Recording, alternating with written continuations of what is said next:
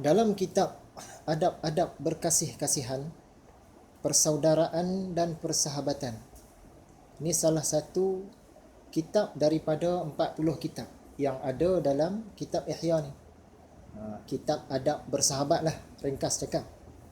Dalam kitab ni Imam Al-Ghazali dia tulis satu hadis riwayat Imam An-Nasa'i. Maksudnya, sesungguhnya di keliling Arash ada beberapa mimbar daripada nur, mimbar daripada cahaya. Yang di atas mimbar itu terdapat suatu kaum, satu golongan yang pakaian dan wajah mereka adalah nur. Mereka bukanlah para nabi atau para syuhada. Para sahabat pun bertanya, "Wahai Rasulullah, ceritakanlah kat kami siapa dia mereka tu." Maka Nabi SAW menjawab, mereka ialah orang-orang yang berkasih-kasihan pada jalan Allah, sama-sama duduk pada jalan Allah, dan kunjung-mengunjung pada jalan Allah. Sebentar lagi nanti barulah kita huraikan cerita tentang kelebihan orang-orang yang bersahabat, berteman, bersaudara, berkasih-kasihan pada jalan Allah. Okay, tuan-tuan yang dimuliakan, malam ini majlis pengajian kitab induk Ihya Ulumuddin kita sampailah kali yang ke-220. Syarahan kitab Fakir dan Zuhud kali yang ke-17. Okay. Hubungan zuhud dengan nikmat tertinggi di akhirat. Jadi seperti biasa, pada awal-awal bicara ni kita melayangkan pandangan seimbas lalu ke arah pelajaran kita dalam kuliah yang lepas. Antara yang kita sentuh tentang ilmu-ilmu yang berbahaya. Ada ilmu-ilmu yang sangat bagus. Pada asalnya ilmu-ilmu ni memang bagus. Tapi kepada orang-orang tertentu, ilmu yang bagus ini tidak boleh nak bagi faedah. Tak boleh nak bagi manfaat, bahkan bagi mudarat pula. Sekiranya tak dipelajari lagi baik. Ilmu tu ilmu bagus, tapi bila dah belajar jadi mudarat. Kalau dia tak belajar dulu lagi baik dan insya-Allah selamat. Contohnya, orang yang belajar ilmu yang halus-halus tetapi dia tinggalkan ilmu yang kasar-kasar. Orang yang dia seronok belajar ilmu yang tersembunyi, dia tinggalkan ilmu yang terang-terang. Orang yang seronok belajar ilmu yang tinggi-tinggi, tapi dia abaikan ilmu yang rendah-rendah. Orang yang suka belajar ilmu yang dalam-dalam, tapi dia kurang peduli ilmu yang permukaan. Nak yang dalam-dalam saja, yang permukaan tak mahu. Orang yang sebegini, hujung-hujungnya nanti dia memang ada maklumat. Dia boleh cerita yang dalam, yang halus, yang tersembunyi, yang tinggi, tapi dari segi pemahamannya biasanya ada masalah. Dari segi perilaku dia pun bermasalah. Dari segi amal-amal dia pun ada masalah. Kita perhatikan tak sepadan pun keadaan dia tu dengan maklumat yang dia ada. Maklumat yang dia boleh cerita tu tadi nampak hebat-hebat lah. Ilmu kerohanian yang tinggi-tinggi. Tapi keadaan dia tu tak sepadan dengan ilmu tu. Sepatutnya bila dia ada maklumat tentang yang tinggi-tinggi, dia amal, dah tentulah zahir dan batin dia itu akan berwatak dengan yang lebih baik. Zahir dan batin dia akan berwatak dengan watak nabi-nabi, watak para anbiya ataupun watak wali-wali, watak para awliya. Berwatak ni bukan maksud sama. Bukan kata dia tu mencapai tahap nabi dah, berwatak.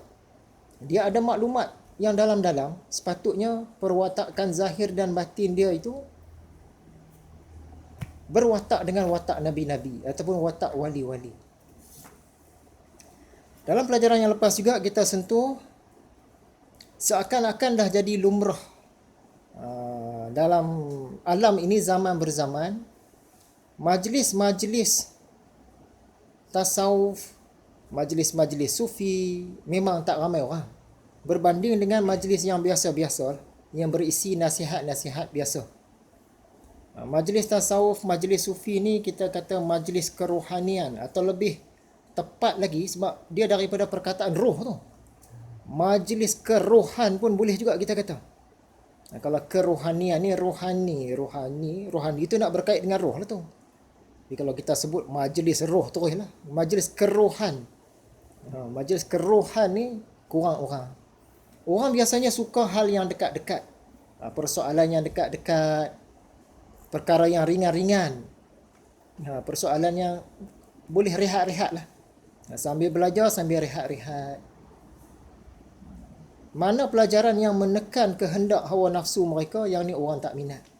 Tambah dalam pelajaran-pelajaran kerohan ni, nak mensucikan jiwa tu, nak kena menekan, nak kena membuang sifat-sifat mazmumah. Yang ni orang tak minat. Orang tak suka. Sebab tu Imam Ghazali pun dia bagi tahu, memang majlis-majlis seperti ini sejak zaman dulu pun kurang orang. Dalam kuliah yang lepas ada kita petik kata dia. Dia kata bilakah ramai orang suka akan jalan ini? Kata bila masa dia orang suka jalan ni? Bila-bila masa pun maksud dia tak ada lah ramai-ramai nak suka, kecuali orang-orang tertentu. Dia kata di Basrah ada 120 orang yang selalu bagi nasihat, bagi peringatan, bagi motivasi lah, yang berkait dengan agama juga. Tapi yang bicara tentang ilmu yakin, hal ihwal hati, sifat-sifat batin ni ada 3 orang saja. Sahal As-Tusturi, As-Subahi dan Abdul Rahim. Kalau nak banding majlis mereka ni memang jauh beza. Yang duduk dengan pakar-pakar nasihat tadi ni ramai, tak terkira. Tapi yang duduk di dalam majlis yang 3 orang ni tadi tak sampai 10 orang. Yang ni kata Imam Ghazali, kerana barang yang bernilai itu tidak layak untuk selain orang-orang tertentu. Apa yang dihidangkan kepada orang ramai itu oleh juru-juru nasihat tadi adalah persoalan yang dekat sahaja. Sedangkan yang dibicarakan dalam majlis yang 3 orang ni tadi, persoalan dekat pun ambil kira, tapi persoalan jauh pun, yang tu yang lebih diambil kira.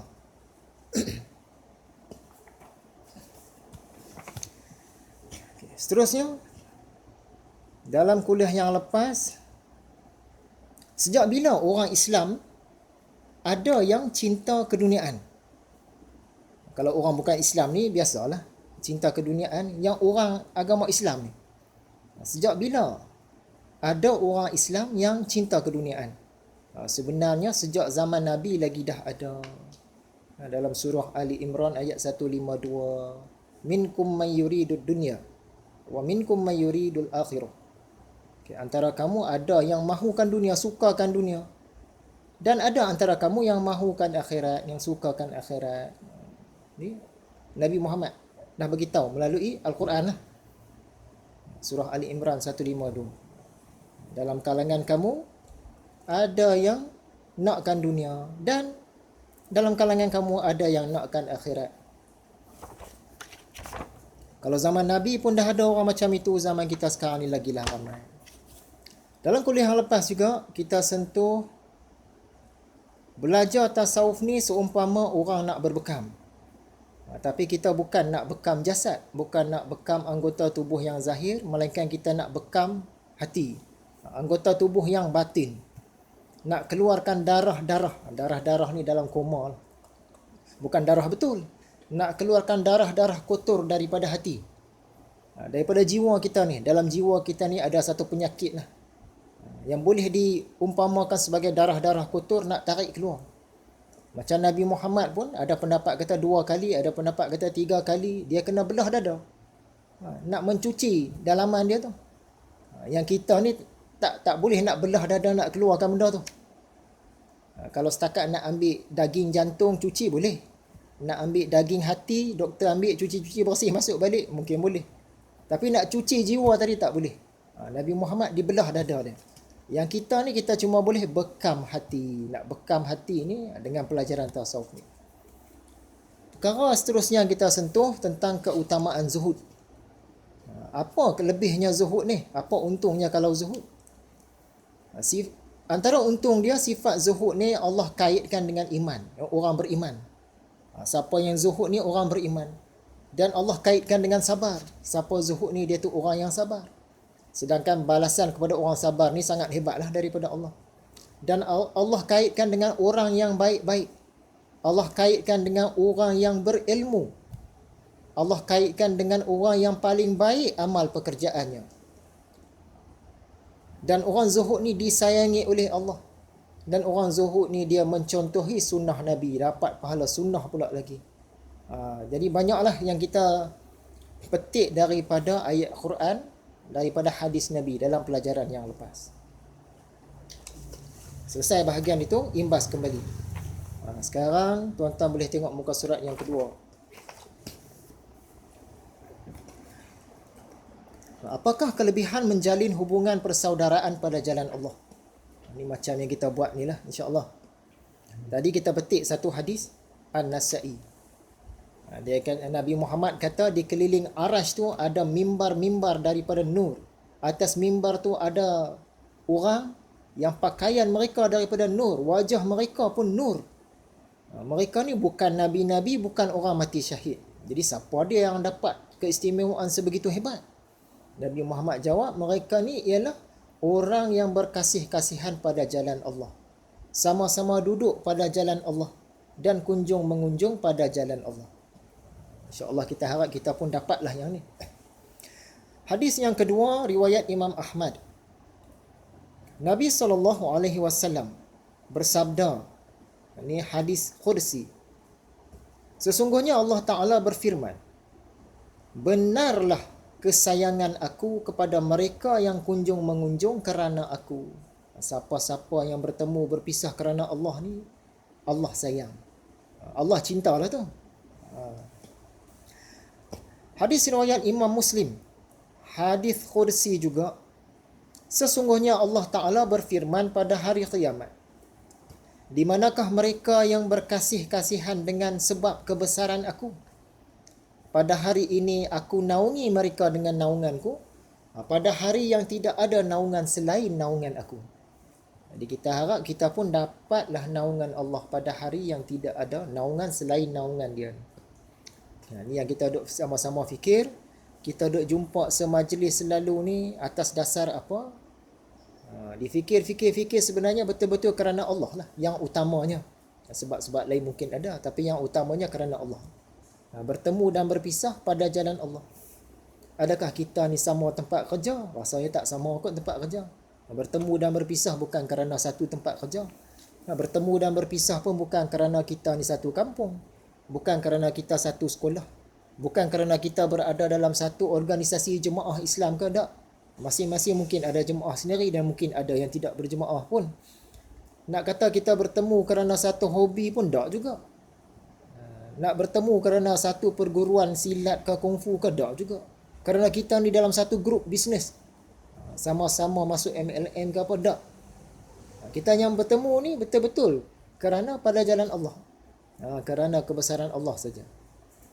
Jadi banyak kelebihan yang Allah bagi. Kita harap dapatlah. Hadis riwayat Bukhari dan Muslim, satu hadis yang sangat popular. 7 orang yang dinaungi Allah pada hari yang tidak ada naungan selain naungannya, maksud dia hari akhirat nantilah. Dalam 7 golongan tu ada satu golongan, 2 lelaki yang berkasih-kasihan pada jalan Allah. Kedua-duanya berkumpul dan berpisah atas sebab itu. Bukanlah maksud 2 orang saja. Ini golongan yang tak belajar agama ni, tapi mereka ni cerdik pandai. Dia guna hujah ni, dia nak membenarkan perjuangan puak-puak LGBT. Boleh apa? Sama-sama sejenis boleh kan? Dan ni ada 2 lelaki berkasih-kasihan. Tahu maksud dia pertahan lah yang kata kehidupan gay tadi. Dah ada lah dia kata memang boleh. Itu golongan tak belajar agama. Dia orang pandai tapi dia tak belajar. Ikut laluan agama dia jadi pening macam tu. Ni bukan hujah dia. Jadi pentinglah untuk kita bertemu dan berpisah semata-mata kerana Allah. Sebab-sebab lain tu kemudian. Dan kita berjumpa selalu ni betul-betul kerana Allah. Jadi kenapa penting untuk kita selalu duduk-duduk dengan orang ialah mengingatkan kita kepada agama, kepada Allah ni. Ada pula hadis riwayat Imam Ahmad dan Imam Tirmizi. Maksudnya, seseorang itu tergantung dengan keagamaan temannya. Maka hendaklah kamu fikirkan siapakah temannya. Biasanya kita ni akan dipengaruhi sedikit sebanyak dengan orang yang rapat dengan kita.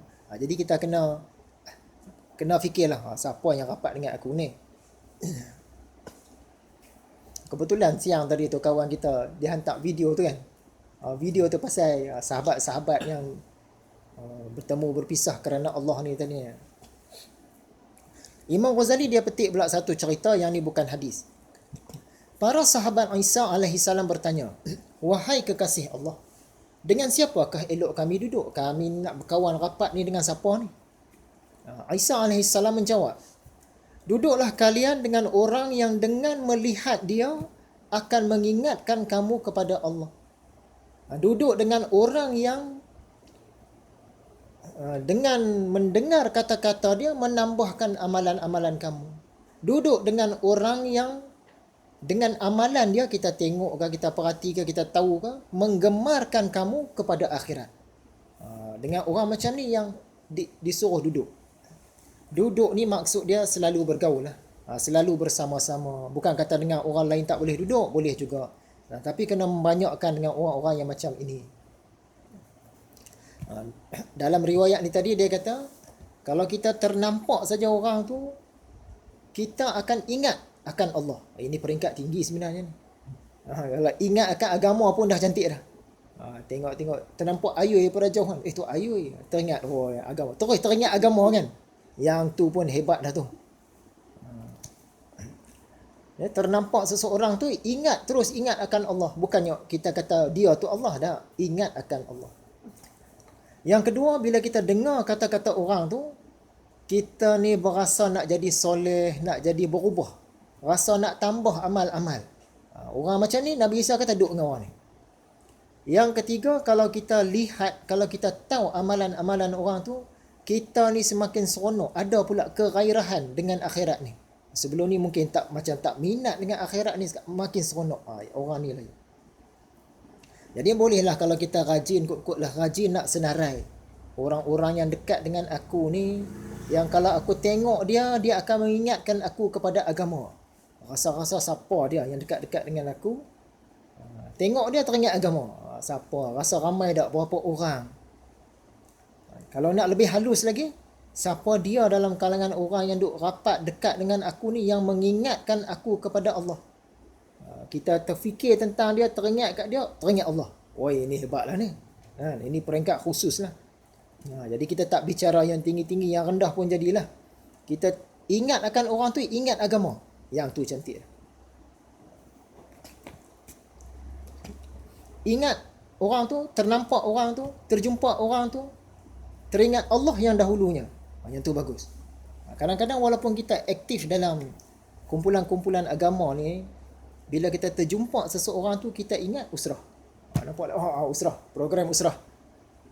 Bagus lah. Bukan kata tak bagus. Bagus. Tapi yang lebih bagus ni, ternampak pemimpin kita tu, ingat Allah.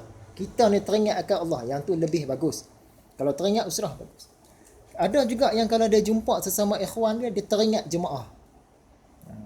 Bagus.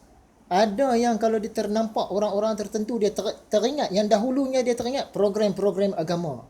Ni ada perkemahan, lepas tu ada daurah, nanti pula ada pula camp. Terjumpa orang-orang tertentu, dia teringat majlis-majlis pengajian. Dia ni kaki mengaji ni. Teringat orang tertentu, kita terus teringat usaha dakwah. Ada yang kita terjumpa, ternampak tokoh tertentu, kita terus ingat jihad, teringat mati syahid. Ada yang kita teringat ekonomi, yang tu yang dahulunya. Tapi yang terbaik, kita terjumpa orang tu, kita terus teringat akan Allah. Yang tu yang paling tinggi lah. Lepas tu baru teringat yang lain-lain. Ni orang yang duduk dalam jemaah-jemaah dalam haraki semua ni, biasanya dia akan teringat program. Sebab kita pun pernah join juga kumpulan-kumpulan ni. Bila masuk, terjumpa pemimpin ni, teringat pemimpin ni, teringat jemaah kita, teringat program, teringat usrah, teringat jemaah, teringat usaha dakwah. Bukannya Allah tu dulu. Kalau seboleh-bolehnya ingat Allah dulu. Semua itu bagus.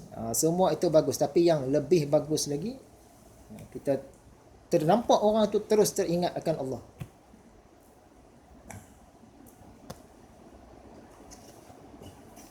Okey, itu tadi daripada kitab persaudaraan. Sekarang sambunglah pelajaran kita ni. Oh, ada rajah nak tunjuk. Ada rajah nak tunjuk.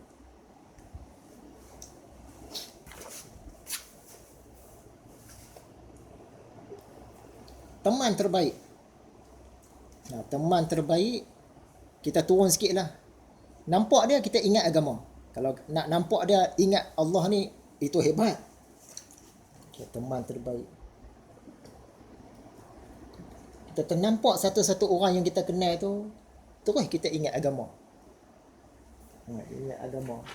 Oh, dia ni pendakwah ni. Kalau sembang dengan dia, dia memang banyak cerita-cerita agama lah dengan aku ni. Oh, dia itu pendakwah. Siapa dia tu? Tu Ali. Oh, dia itu pendakwah tu. Kita terus ingat agama. Terbaik lah. Yang kedua, yang ni baik juga. Kita teringat saja dia, ternampak saja dia, ataupun terjumpa dengan dia, kita teringat agama yang dahulunya dan teringat yang lain-lain. Yang atas tadi, agama saja kita ingat. Yang ni teringat agama yang dahulunya dan lain-lain. Contoh, kita jumpa satu orang nama Abu. Kenal Abu tak? Abu tu kenal. Oh, dia tu kaki mengaji tu. Mana-mana kuliah memang dia ada lah. Kuliah maghrib memang tak lepas hari tu. Dan dia tu pula jenis minat bola.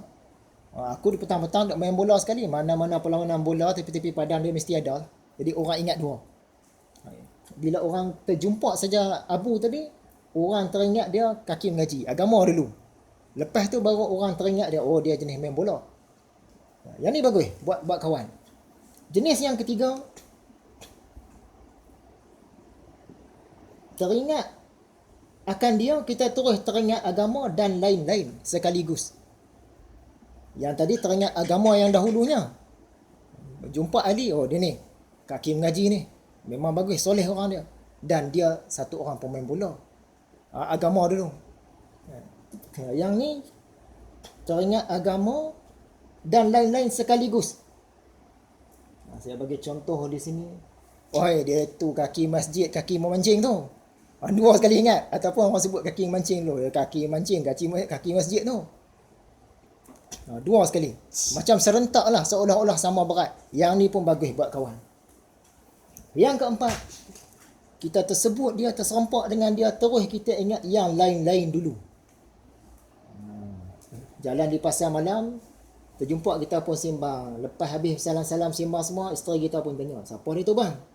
Oh, dia tu kawan lama tu. Dia tu handal main genderang-genderang ni, pandai. Main tabla pun orang India respect kat dia. Setakat drum, gendang, qasidah ni biasa. Ingat itu tu. Lepas tu baru, oh, tapi dia tu ustaz sekolah menengah. Tapi ustaz tu kemudian orang nampak kualiti pada diri dia tu, nampak yang lain dulu. Keagamaan tu kemudian. Mula-mula nampak, oh dia ni power main drum dulu ni. Double pedal, triple pedal, semua dia main. Lepas tu baru, tapi dia tu ustaz, bagus, program agama selalu dia ada lah peringkat daerah. Yang ustaz tu kemudian. Yang ni bagus buat kawan. Yang jenis kelima, kita jumpa dia, teringat dia, terserempak dia, ingat yang lain-lain sahaja. Nak kata ingat agama, jumpa dia tu tak ada. Okay. Kamu kenal yang duduk belakang rumah aku tu? Siapa dia? Rahman. Oh, Rahman. Oh, dia tu pakar taekwondo. Jurulatih taekwondo tu. Biasa bertanding peringkat negeri, peringkat kebangsaan biasa pergi. Yang tu ya. Nak kata ingat agama dekat dia tu tak ada. Yang ni pun okey kalau buat kawan. Sebab ni madukmu kita. Kita punya prospek lah. Dakwah boleh. Jadi yang ni semua bagus. Yang bawah ni yang tak berapa nak bagus lah. Kita teringat kat dia, jumpa dia, orang tersebut saya nama dia, kita teringat kesalahan-kesalahan dia tu. Siapa ni? Rosli. Allah, Rosli ni kenal sangat lah. Dia ni semayang tak mau. Kalau pinjam dia orang, mampu tak bayar dah. Tahu sangat dah. Lepas tu menipu ni sekampung lah. Orang tahu memang kaki menipu. Tapi dia tak membahayakan kita. Maksud kita tak terikut dia pun. Tapi kita tahu, jumpa ni, oh dia ni memang teruk, kaki teruk ni. Tapi kita tak terikut dia, tak apa. Kita pangkah satu je. Yang ni tak sesuai buat kawan, takut-takut kita terikut nanti. Yang paling bawah ni, yang ni bahaya. Sebab yang bawah ni, kita teringat dia, terjumpa dia, tersebut dia, kita terdorong nak buat salah. Kita terdorong. Yang atas ni kita tak terdorong. Kita tahu dia memang bermasalah, kita tak terdorong. Tak ada apa. Yang ni kita terdorong. Contoh, ni kawan lama kita zaman kelab malam ni, zaman muda-muda pergi kelab malam kan, naik kelab. Dah 10 tahun dah jumpa. Sekali jumpa kat pasar malam, yang tu nampak macam Sulaiman tu. Kejap dapat. Sulaiman, jumpa sembang semua. Sekarang masih pergi kelab malam dia. Masih happy lagi. Dah bertobat kot. Dah tobat dah, tapi nanti aku call lah tengok. Dia ada perasaan.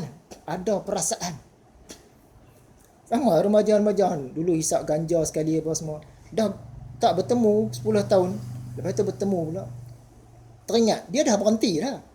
Lepas teringat, dulu zaman muda sekali hisap ganja apa semua kan. Bila berjumpa tu, kita ada terdorong nak hisap ganja, teringat. Hang masih layan sayok lagi kan ni? Ada sayok. Sayok, sekarang orang tak main sayok dah bro. Gua sekarang layan ketui-ketui kristal. Batu, kita batu buat apa? Tak ada zat. Sayur ada nutrien juga. Ada zat-zat dia. Tapi kita terdorong. Jenis ni tak sesuai. Memang tak bawa kita ingat agama. Itu tadi dari segi agama. Kalau nak diperhalusi, yang ni kita kata peringkat tinggi tadi, yang ni susah nak dapat. Teman terbaik, yang pertama kita ternampak, teringat, terserempak saya dengan dia, kita terus ingat Allah. Susah lah nak dapat. Ingat agama tu pun kira hebat dah tu. Yang kedua, kita teringat Allah dan kemudiannya teringat selainnya. Teringat selain daripada Allah. Jumpa dia tu, teringat Allah dan teringat selain daripada Allah. Dia ni, tengok dia tu, dia ni arif billah. Memang kita teringat akan Allah. Lepas tu kita teringat, dia ni mengaji sedap. Ilmu agama juga, tapi selain daripada Allah. Dia ni handal ilmu hadis. Ilmu agama juga, tapi selain daripada Allah. Ni nak Allah saja ni yang khusus. Ni peringkat tinggi. Yang ketiga, kita terjumpa saja dia, kita teringat Allah dan selain Allah sekaligus. Peringkat yang keempat, kita terjumpa dengan dia, kita teringat selain Allah dulu. Dia ni kalau kata berdakwah ni merata dunia dia pergi. Kita teringat, dia ni pendakwah serata dunia. Lepas tu baru kita teringat Allah. Kan? Yang kelima, kita teringat selain Allah saja, Allah tak teringat. Hal ahwal agama juga. Kadang-kadang kita teringat tentang jumpa dia, kita teringat tentang usrah, teringat tentang program dakwah, teringat tentang rihlah. Macam-macam teringat, tapi ingat Allah tadi tak sampai. Yang ni boleh buat kawan lah semua. Tapi nak jumpa orang yang macam ini susah. Ini ahli-ahli sufi sajalah. Dalam kalangan ahli sufi. Dalam kalangan orang biasa tadi, yang agama tadi. Kita jumpa dia, kita teringat agama. Yang ni lah kot-kot nak boleh dapat.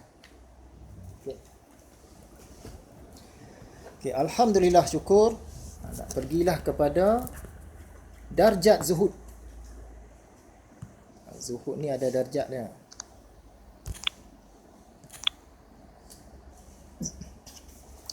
Ketahuilah bahawa zuhud itu berbeza-beza menurut kekuatannya kepada 3 tingkatan. Tingkat pertama yang paling kuat, orang itu, ni tingkat pertama yang bawah. Bukan paling kuat, yang bawah. Tingkat bawah. Orang itu zuhud di dunia, tetapi dia rindu kepada dunia itu. Dia zuhud. Tapi benda-benda yang dia tinggalkan tu, dia tertarik juga. Macam kita lah, ringkas cakap kan. Kita dah belajar zuhud ni, kita pun nak zuhud. Tapi benda-benda yang menseronokkan kita tu, kita rasa tertarik juga. Dia tertarik juga pada dunia macam kebanyakan orang, tapi yang lebihnya dia ada kontrol. Dia kontrol, dia usaha nak bertahan, usaha nak zuhud. Hatinya cenderung kepada dunia. Sebagaimana orang biasa nak, dia pun nak juga. Tapi kontrol. Nafsunya berpaling kepada dunia, tetapi dia berusaha bersungguh-sungguh mencegahnya. Contohnya orang pakai yang mewah-mewah, dia pun memang teringin jugalah nak pakai mewah-mewah yang mahal-mahal. Makan sedap-sedap selalu, dia pun teringin lah nak makan sedap-sedap selalu, tapi dia kontrol. Kurang sikit. Berhias dengan macam-macam perhiasan, dia pun teringin juga. Dia tahu benda tu sedap, seronok, tapi dia kontrol. Ini dinamakan orang berbuat diri zuhud. Al-mutazahid. Dia bukan zahid, tak sampai zuhud lah. Zuhud juga, tapi al-mutazahid. Itu permulaan zuhud. Permulaan zuhud pada orang yang sampai kepada peringkat darjat zuhud dengan usaha dan sungguh-sungguh. Ni zuhud yang paling bawah. Bila belajar tentang zuhud ni, dia mula nak belajar zuhud. Tapi dia duk rasa, seronoknya aku banyak rugi ni. Bila zuhud ni rugi banyak kegembiraan. Tapi tak apalah. Dah Allah suka yang ni, aku usaha jugalah. Dia masih memandang yang tu hebat lagi. Yang keduniaan tu hebat lagi. Tapi dah masuk wilayah zuhud dah. Orang mutazahid tadi pertamanya menghancurkan nafsunya, kemudian saku bajunya. Maksud dia kontrol nafsu dia, maka keperluan dia kepada duit pun automatik berkurang. Dia dah kontrol nafsu dia. Dia nak tu, tak apalah, aku ambil bawah sikit lah. Dia ni boleh dapat selalu, tak apalah, kurang lah 2-3 hari saja aku dapat. Jadi automatik dia punya duit tadi terkontrol. Manakala orang zuhud, zahid, pertamanya menghancurkan saku bajunya. Dia dari segi keperluan kepada duit ni dah macam tak perlulah. Dia perlu kepada barang-barang perlu saja. Nak beli benda-benda yang orang suka dengan duit tadi, dia macam tak perlu. Duit dia boleh jimat banyak lah. Dia hancurkan saku bajunya dulu. Maksud dia keperluan dia kepada duit tu. Kemudian menghancurkan nafsunya pada mengerjakan taat, tidak pada bersabar atas apa yang bercerai dengan dia. Kalau orang yang mutazahid tadi, hati dia teringin, tapi dia sabar, jangan. Orang zuhud tadi, yang peringkat tinggi tadi, dia tak ada sabar, jangan kan. Sebab dia memang tak minat dah pun. Tak berpengaruh pada hati dia, itu peringkat tinggi. Kita ni biasa peringkat ini lah. Kita minat juga benda tu, tapi kita kontrol. Sebab kita dah belajar kan. Jadi kita ni mutazahid. Orang mutazahid itu dia atas bahaya. Kadang-kadang dia dikalahkan oleh nafsu dia. Kadang-kadang dia ada, tak apalah hari ni cancel zuhud lah, makan banyak sikit. Macam tu lah contoh. Cancel zuhud lah hari ni. Dia ada jatuh juga. Dan dihela oleh keinginannya, lalu ia kembali kepada dunia dan beristirahat dengan dunia sedikit sebanyak. Kadang-kadang dia kembali macam orang biasa juga dalam hal-hal tertentu. Jadi orang jenis ni dia masih merasai kebesaran dunia, tapi dia berusaha nak tahan. Jangan kebesaran tu masuk dalam diri dia. Dia seolah-olah macam terkilan jugalah. Sebab tak dapat tu kan. Dia kata, aku ni nak kena zuhud, jadi benda-benda yang aku suka ni terpaksa kontrol. Dia ada terkilan juga sikit. Rasa macam ada juga rugi. Walaupun dia faham keseluruhan nikmat di dunia ni tak sampai sebelah sayap nyamuk, tapi seronok. Tapi seronok juga kan. Macam-macam dari segi duitnya, kemewahannya, wanitanya, lelakinya, banyak benda lah. Dari segi politiknya, jawatannya, pengaruhnya, walaupun tak sampai sebelah sayap nyamuk, tapi kalau tak ambil rasa rugi juga. Ni orang mutazahid. Tingkat yang kedua, atas sikit.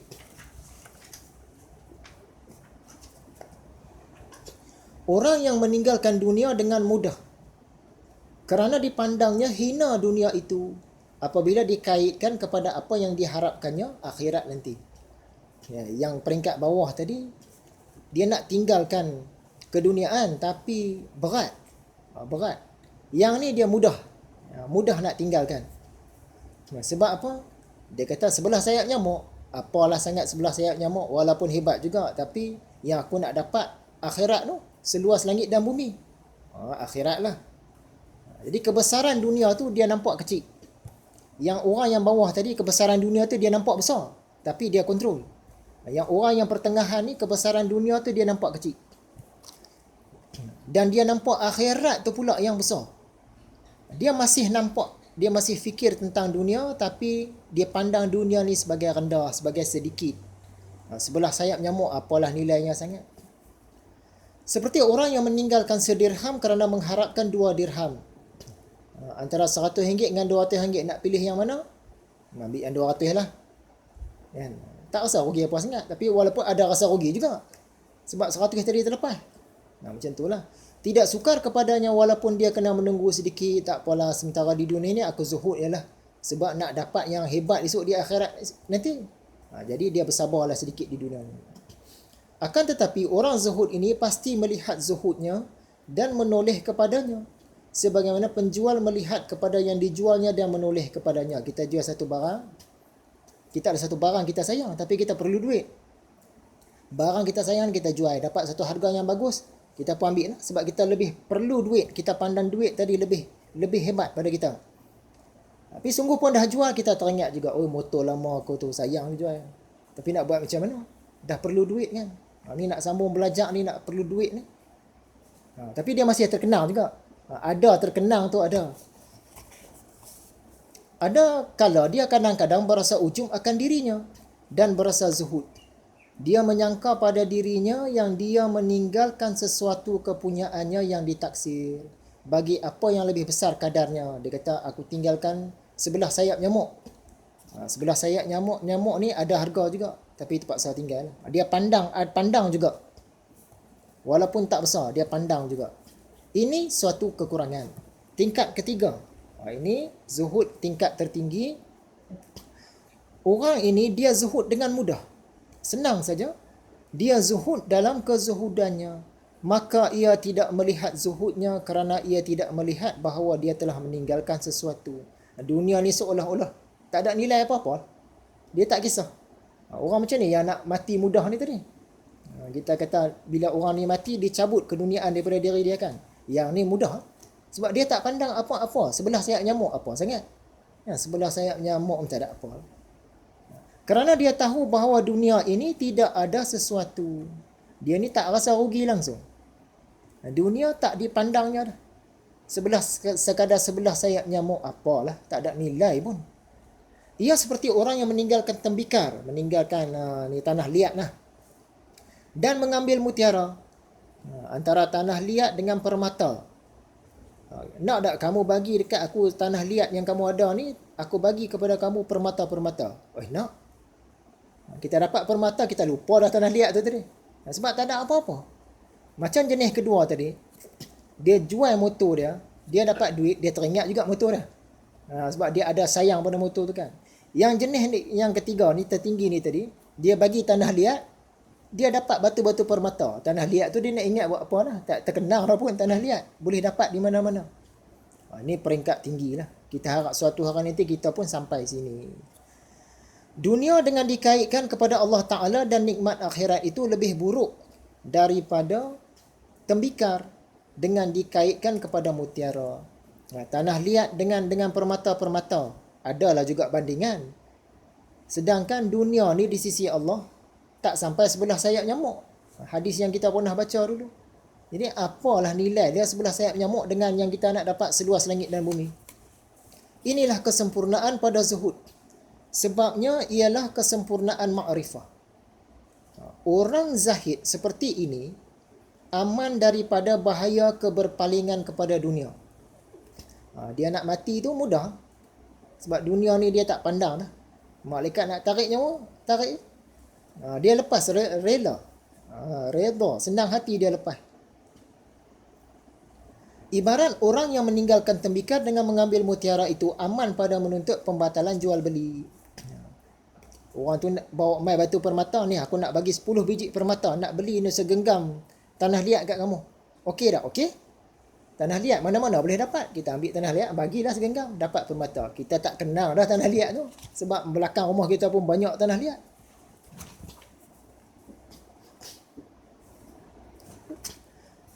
Muka surat 5. Jadi manusia dan jin diperintahkan supaya zuhud. Jin dan manusia diperintahkan zuhud. Perintah zuhud ni dia tak kena kepada benda-benda. Perintah zuhud tak kena pada tumbuh-tumbuhan. Perintah zuhud dia tak kena kepada haiwan. Jin manusia kena zuhud. Sebab apa? Antaranya kerana jin dan manusia ni dia ada akal. Benda-benda tak ada akal. Batu-batu kan, tak ada akal. Air laut tak ada akal. Angkasa lepas, dia tak ada akal. Tumbuh-tumbuhan, dia pun tak ada akal. Dia ada hidup saja. Haiwan, Dia pun tak ada akal. Dia ada pengetahuan yang sangat sedikit. Naluri dia. Jin dan manusia, dia ada akal. Sebab tu kena. Benda-benda. Dia ni zat. Langit, bumi, planet bumi, bulan, bintang, batu. Apa-apalah. Yang benda yang ni. Dia ada zat. Tapi dia tak ada hidup. Tak ada naluri, tak ada akal. Kita tulis sikit lah.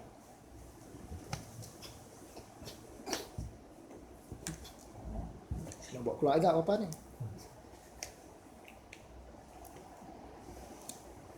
Benda-benda lah. Okay. Benda-benda.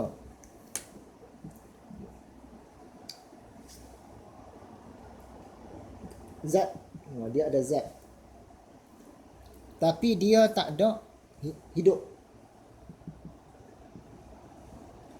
Dia tak ada naluri. Dia tak ada akal. Planet bumi, batu-batu, tanah-tanah, air laut, air sungai. Dia ada zat saja. Lepas itu, tumbuh-tumbuhan. Tumbuhan, dia ada zat dan dia ada hidup. Daripada benda-benda tadi keluar ni, tumbuh-tumbuhan. Ni proses kejadian alam pun berkait juga ni sebenarnya. Tapi dia tak kena perintah zuhud lagi. Sebab dia baru ada dua. Dia ada zat, ada hidup. Naluri tak ada, akal pun tak ada. Lepas tu didatangkan haiwan. Haiwan ada zat. Badannya, ada badannya. Ada hidup. Dan ada naluri lah. Insting ada naluri. Tapi perintah zuhud tak kena juga. Apa yang ada pada benda-benda, ada pada haiwan. Apa yang ada pada tumbuhan, ada pada haiwan. Tiga-tiga ni ada. Lepas tu barulah datang jin dan manusia. Zat ada. Apa yang ada pada benda-benda, ada kat kita. Hidup, ada. Apa yang ada pada tumbuhan, ada kat kita. Naluri, ada. Apa yang ada pada haiwan, ada kat kita. Dan kita ada kelebihan, ada akal. Bila ada kelebihan, jawatan lebih tinggi, dia punya tanggungan lebih berat. Jadi mereka ni kena, kita lah, kita ni kena zuhud. Berdasarkan cerita ni pun, proses kejadian alam pun mungkin macam ini dulu. Asalnya Allah ciptakan benda-benda. Planet-planet, matahari, bintang semualah. Yang tiga ni tak ada lagi. Termasuklah planet bumi. Lepas tu baru di planet bumi ni diciptakan tumbuh-tumbuhan. Kalau cipta haiwan dulu, haiwan ni tak ada barang makan. Tumbuhan dulu. Sebab dah ada dua. Kemudian Allah hantar yang ada tiga. Hantar haiwan pula. Hantar haiwan, dia ada tiga. Lepas tu baru hantar jin dan manusia. Agak-agak macam tu lah. Wallahu alam. Agak-agak ni proses kejadian dia. Wallahu alam. Jadi zuhud ni dia jatuh kepada yang berakal. Kerana yang tak ada akal, dia nak zuhud macam mana? Benda-benda dia tak boleh nak zuhud. Tumbuh-tumbuhan dia pun tak pandai nak zuhud. Haiwan pun tak pandai nak zuhud. Yang boleh zuhud ni jin dan manusia. Wallahu a'lam. Orang yang meninggalkan dunia kerana akhirat, pada ahli ma'rifah dan orang-orang yang mempunyai hati yang banyak musyahadah dan terbukanya hijab, adalah seperti orang yang dilarang dari pintu raja oleh seekor anjing pada pintunya. Ini nak cerita tentang orang yang zuhud. Dia ni nak pergi jumpa raja, nak dapat segala harta, nak dapat segala kedudukan, nak dapat segala kemuliaan daripada raja. Tapi di pintu istana tu ada seekor anjing garang. Lalu ia lemparkan sesuap roti kepada anjing itu. Secebis roti, dia baling ke anjing tu. Anjing tu pun pergilah yang roti tu. Sebelum dia main-main makan, dia main-main apa dulu. Dan kita pun boleh masuk dalam istana. Maka anjing itu pun lalai. Manakala orang itu dapat masuk pintu dan memperoleh kedekatan pada sisi raja. Sehingga terlaksanalah urusannya pada seluruh kerajaan raja itu. Dia korbankan Sedikit saja roti. Bagi pada anjing, anjing pun ke tepi, dia dapat masuk. Dan dia dapat macam-macam. Pangkat pun dapat, raja pun suka kat dia bagi duit. Macam-macam dia dapat lah. Makan sedap-sedap semua. Jadi sanggupkah kita nak korbankan secebis roti kepada anjing nak dapat kemuliaan? Kita tanya siapa-siapa, boleh? Tentulah sanggup. Kerana apa? Apalah nilai secebis roti? Kita nak pertahan. Tak maulah, aku nak secebis roti ni. Tak payah jumpa raja pun tak apa. Apa ada nilai secebis roti? Jadi orang zuhud tadi dia orang bijak. Secebis roti tak ada nilai apa sangat. Bagi pada anjing dia dapat masuk dan dapat yang sangat hebat. Jadi kalau dunia ni tadi tak sampai sebelah sayap nyamuk, apalah sangat. Tapi nak menuju kepada apalah sangat tu susah sebenarnya. Bukan kata senang, susah. Kita sama-sama berusaha lah. Susah. Adakah anda melihat bahawa orang itu melihat bagi dirinya kekuasaan di sisi raja dengan sesuap roti yang dicampaknya kepada anjing sebagai imbalannya? Orang tu pandang nak tadi roti tadi.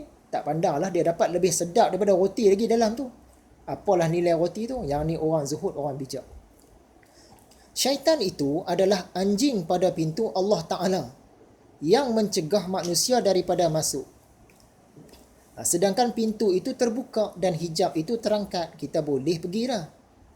Tapi ada syaitan menghalang di situ. Kita nak kalahkan syaitan ni, kita tolak dunia. Macam itulah maksud dia. Dunia pula seperti sesuap roti. Kalau engkau makan, maka keenakannya pada waktu mengunyah. Sedap makan ni masa di mulut sajalah. Dan habis dalam waktu yang singkat apabila ditelan. Kehidupan kita di dunia ni 60-70 tahun, sekejap saja. Kemudian tinggal hampasnya dalam perut lalu membusuk jadi kotoran. Selepas itu kena dikeluarkan pula. Buang air pula. Maka sesiapa yang meninggalkannya supaya dapat kemuliaan raja, maka bagaimana ia menoleh padanya? Setakat nak buang secebis roti sebelah sayap nyamuk tadi, apalah sangat. Bandingan dunia seluruhnya, walaupun seseorang itu berusia 100 tahun, dibandingkan dengan nikmat akhirat adalah lebih kecil daripada sesuap makanan. Kita banding tadi kan. Nak katalah dunia ni seumpama sesuap makanan, tak sampai. Sebab dalam hadis dia bagi tahu tak sampai sebelah sayap nyamuk. Tadi kita buat bandingan, sesuap makanan bagi ke anjing tu supaya kita dapat masuk. Cuba kita bandingkan dengan sebelah sayap nyamuk. Sebelah sayap nyamuk ni kamu bagi ke anjing tu dan kamu akan dapat jumpa raja. Bila-bila masa kita boleh bagi kan. Nak bertahan buat apa sebelah sayap nyamuk ni? Hal ini kerana tidak ada bandingan bagi yang berkesudahan kepada yang tidak berkesudahan. Nikmat di dunia ni tak sampai sebelah sayap nyamuk sebab dia berkesudahan. Bila kita mati, habislah. Bila dunia ni lalui hari kehancuran, habislah.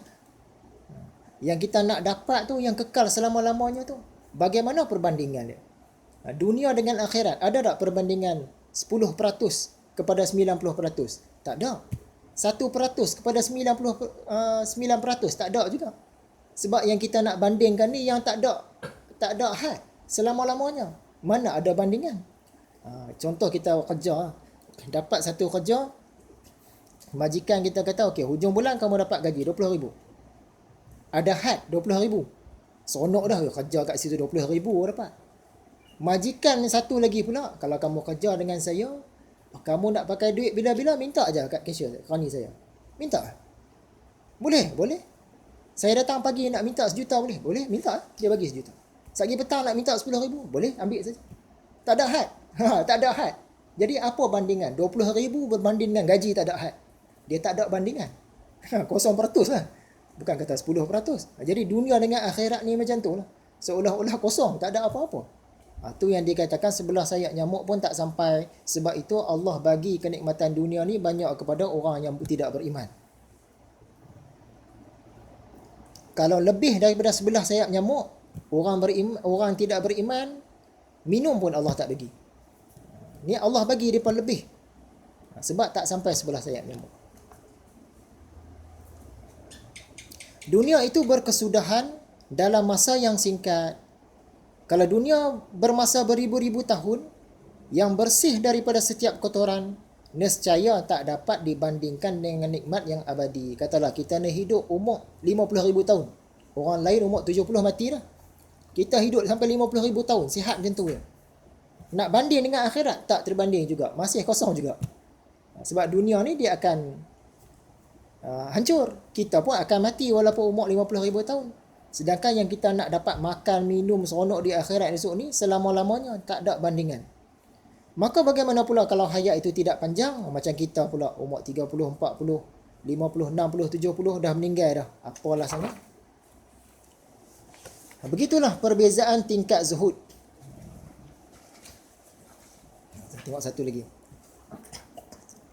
Yang warna biru. Adapun terbahaginya zuhud dengan dikaitkan kepada yang disukai. Itu ada 3 tingkat. Maksud kata dia ni, yang kamu suka zuhud ni sebab apa? Tu. Dia tulis tu panjang. Adapun terbahaginya zuhud dengan dikaitkan kepada yang disukai. Tak apa maksud dia ni? Maksud dia kita ni zuhud ni sebab apa? Ringkas dia. Zuhud ni salah satu maqam dalam tasawuf. Dan maqam zuhud ni pun dia bertingkat-tingkat. Jadi setiap individu dia kena usaha sendiri-sendiri. Kita sendiri saja boleh usaha diri kita. Orang nak tolong usaha untuk kita tak boleh. Guru sehebat mana pun guru, dia tak boleh tolong usaha untuk kita. Paling kuat dia tolong usaha doa. Sebab guru ni dia bukan pengangkat maqam murid-murid. Dia tak mampu angkat maqam murid-murid. Murid-murid sendiri kena angkat maqam diri. Murid-murid kena usaha sendiri. Dia salah fahaman kalau orang tu dia kata guru ni lah yang akan menaikkan maqam aku. Guru dia bukan pengangkat, dia tak mampu langsung. Macam kita nak naik ke puncak gunung. Guru tadi dia boleh tunjuk jalan. Dan kalau dia ada sekali dalam jalan tu, dia tunjukkan contoh. Sampai kat sini mengelak ke kanan, sampai sini panjat macam mana. Kita ikut jalan guru. Tapi murid-murid nak kena naik ke atas, dia kena sendiri. Guru tunjuk jalan. Saya biasa lalu jalan ni sampai cepat, selamat. Cara naik begini. Ikut saya. Tapi kalau murid tadi tak ikut, guru tak boleh angkat dah. Guru nak angkat pula bubuh atas bahu kan. Nak tolong angkat sampai naik tak boleh. Jadi guru ni dia bukan pengangkat maqam. Kita sendiri kena usaha maqam-maqam. Kadang-kadang kita lebih daripada guru pula. Itu bukan mustahil, biasa. Selalu ada macam tu. Jadi zuhud ni kita suka sebab apa? Ada orang yang peringkat bawah sikit, dia suka zuhud ni sebab dia takut. Dia takut apa? Dia takut api neraka. Dia kata kalau tak zuhud nanti, cerahlah peluang aku nak masuk dalam neraka. Jadi mau tak mau aku kena zuhud lah. Dia zuhud tu tadi lebih kepada sebab dia suka nak terlepas daripada nar. Nak selamat daripada neraka. Dia suka yang tu.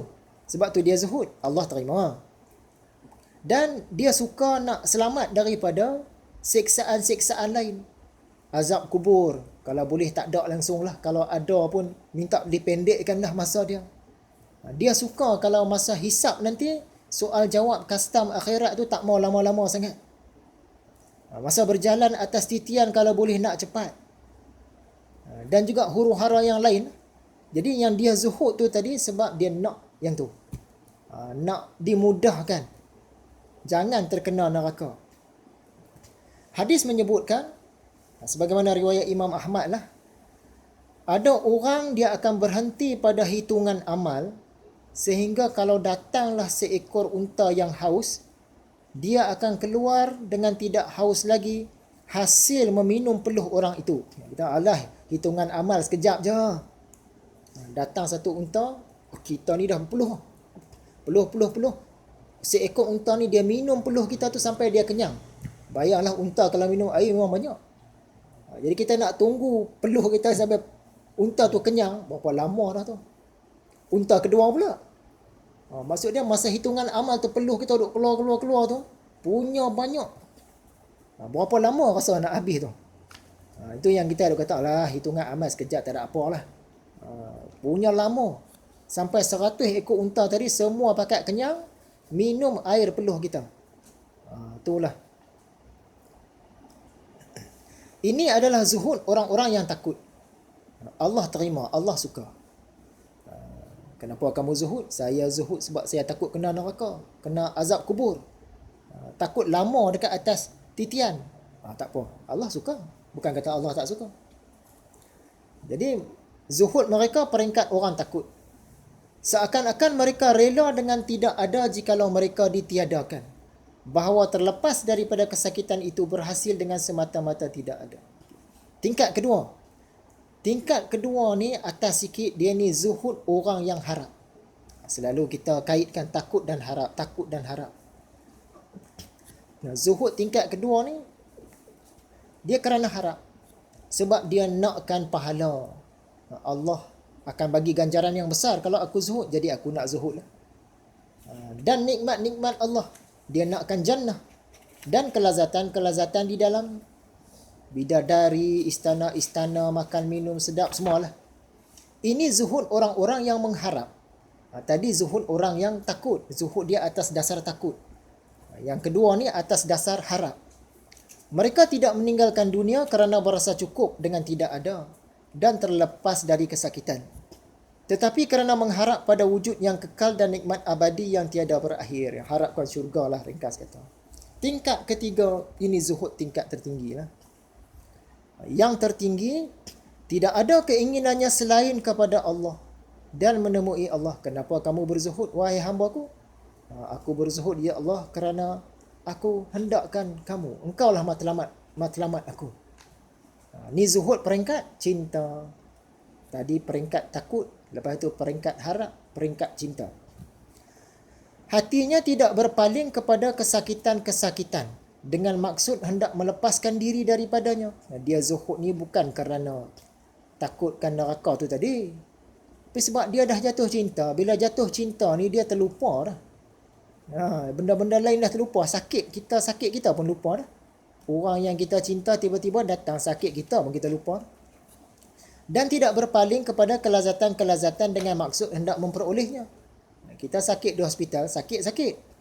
Datang orang yang kita kasih, lupa sakit kita. Masa tu pula kita tengah makan yang sedap-sedap. Datang orang yang kita kasih, tinggal makanan letak tepi. Kan? Atau awet kita datang, layan dia lagi. Lebih lagi. Sebab nikmat lagi. Dia orang yang peringkat cinta ni pun macam tu. Sebaliknya, dia menghabiskan segala cita-citanya kepada Allah Ta'ala. Hinggakan dia dan cita-citanya menjadi satu. Iaitu dia mengesahkan bertauhid yang hakiki. Itu yang dia kata, dia dan Allah adalah satu. Tapi dia tak kata dia Allah. Ini bahasa kaum sufi. Kan? Yang tidak dicarinya selain Allah.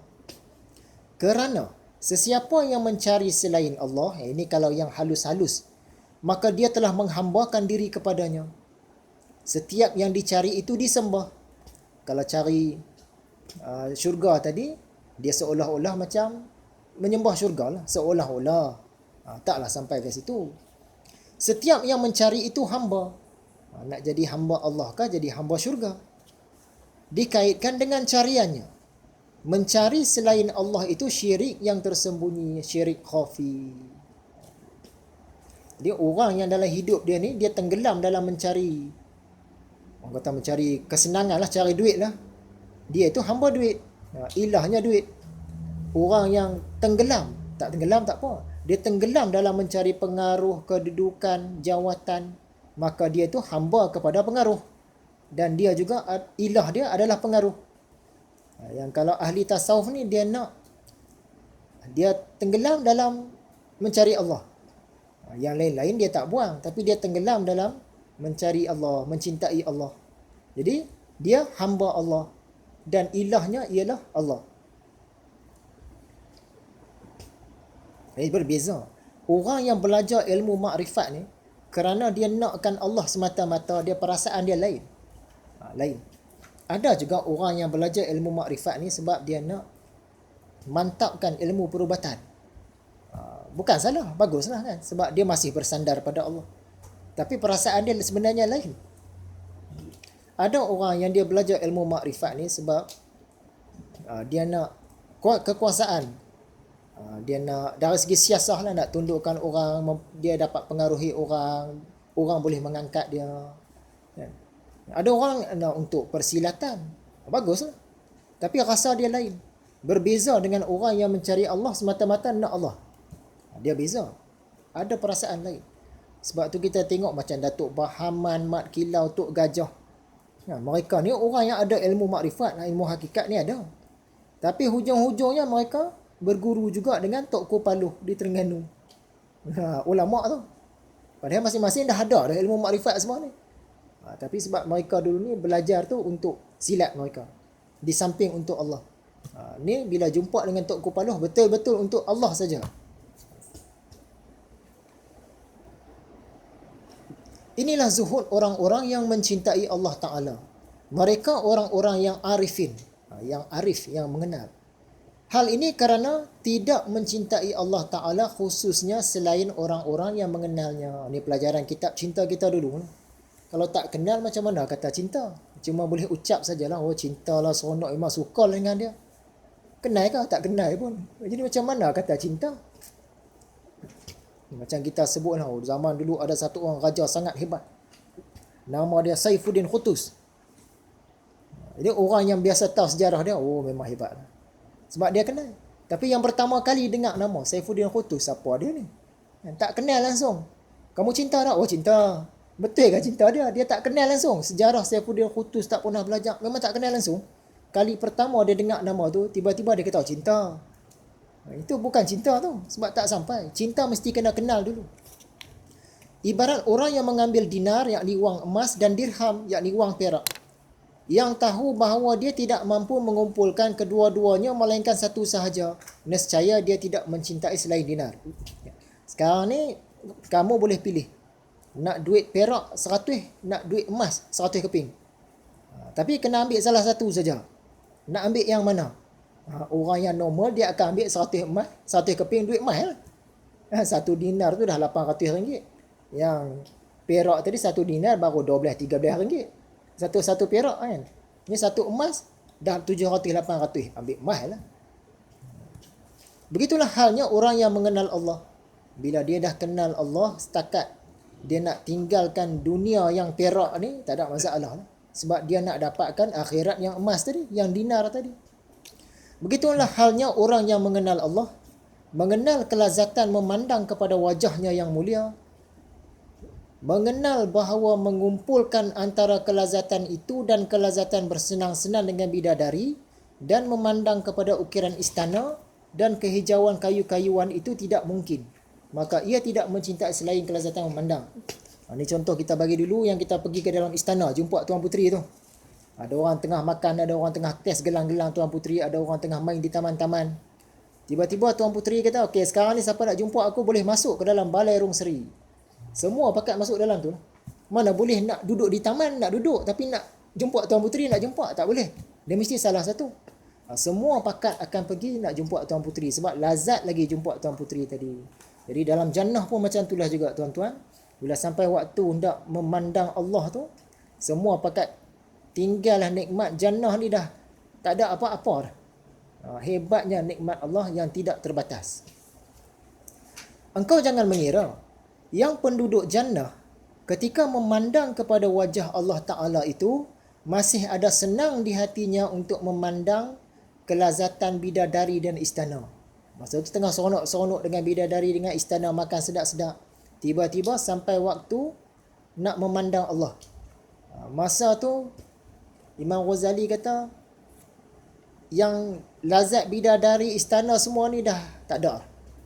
Semua nak tumpu, nak lazat memandang Allah saja. Akan tetapi kelazatan itu dengan dikaitkan kepada kelazatan nikmat penduduk jannah adalah seperti kelazatan raja dunia dan menguasai atas segala sudut bumi dan leher makhluk dengan dikaitkan kepada kelazatan menguasai atas seekor burung pipit dan bermain-main dengannya. Ya, ada satu orang ni, dia ni budak-budak. Yang paling seronok bagi dia main dengan burung. Dia dapat tangkap seekor burung, dia main dengan burung. Yang ni lah paling syok. Dia tak kira benda lain lah. Ni kami nak lantik kamu jadi raja. Kamu boleh kuasai seluruh margas tua yang ada. Boleh kaya hidup senang duduk istana. Tak mau, saya nak main burung ni juga. Dia main Angry Bird. Dia seronok main Angry Bird tu juga. Dah seronok lagi jadi raja. Tak mau, nak main burung juga. Burung pipit. Jadi orang-orang yang mencari nikmat jannah menurut ahli ma'rifah dan orang-orang yang mempunyai hati nurani adalah seperti anak kecil yang mencari untuk bermain-main dengan burung pipit yang meninggalkan kelazatan menjadi raja. Hal ini kerana singkat pemahaman budak tu tadi nak faham lazatnya jadi raja. Sebab dia budak lagi. Contoh ni kita pernah bagi dah dulu. Bagi seorang bayi, apa yang paling lazat bagi dia? Yang paling lazat bagi dia, dia dapat minum susu. Benda lain dia tak kira. Kat budak kecil ni kami nak bagi hadiah motosikal ni. Dia budak kecil kan. Tak apa barang motosikal tak seronok langsung. Yang seronok dia dapat minum susu. Bila dia meningkat pula, pemahaman dia meningkat, syurga dia lain lah. Masa kecil, syurga dia minum susu. Bila dia dah peringkat kanak-kanak, syurga dia permainan. Mai minum susu ni tak maulah nak main ni, main tablet. Dia permainan lah zaman tu. Sebab syurga dia dah meningkat. Pemahaman dia tentang syurga tu meningkat. Syurga dunia lah. Bila sampai peringkat remaja, syurga dunia dia pun meningkat dah. Setakat nak bagi permainan kecil-kecil, main apa patung-patung, dia tak mau dah. Saya nak motor. Sebab bagi dia, pemahaman dia paling lazat sekarang motosikal. Dia nak motor.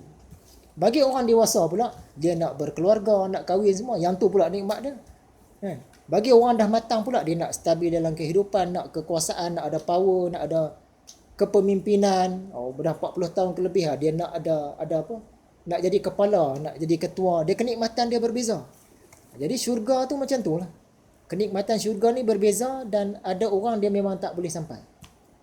Dia faham syurga peringkat rendah saja. Bila kita syurga orang-orang mukharrabin tadi dapat minum air tasnim semua. Kita apa? Minum air ni apa sangat? Baik duduk dengan bidadari. Padahal yang tu lagi hebat. Betul, atas daripada tu ada pula redha Allah. Atas lagi ada pula Allah itu sendiri. Jadi kita suka sesuatu itu mengikut tingkat pemahaman kita. Adalah terbahaginya zuhud dengan dikaitkan kepada yang disukai. Banyaklah pendapat melebihi 100 pendapat. Maka kita tidak menyibukkan diri dengan menyalin pendapat-pendapat ini. Ini style Imam Ghazali lah. Nak banyak istilah, nak hujah panjang-panjang, nak buat pembahagian banyak-banyak ni. Sedangkan kalau dengan sikit tadi kita boleh sampai, buat yang sikit saja. Tak payah banyak-banyak istilah ni. Tetapi kami akan isyaratkan kepada perkataan yang meliputi dengan penghuraian sahaja. Jadi setakat tu dululah. Untuk kemudian sambung.